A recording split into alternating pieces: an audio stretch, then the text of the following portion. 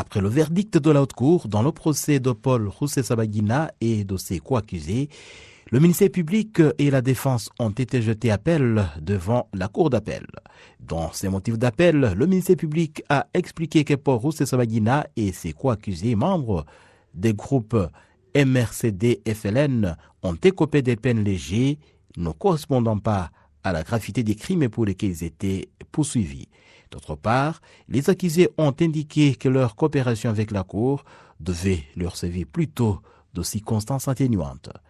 Après l'audition des deux parties, la Cour d'appel a donné la place aux parties civiles qui ont présenté à la Cour les doléances de la population affectée par les attaques attribuées au groupe MRCD-FLN. Dans ce réquisitoire au dernier jour des audiences dans ce procès, l'accusation a demandé à la Cour de maintenir les crimes pour lesquels les accusés ont été condamnés, en y ajoutant la culpabilité pour les crimes de terrorisme et de formation d'une force armée irrégulière.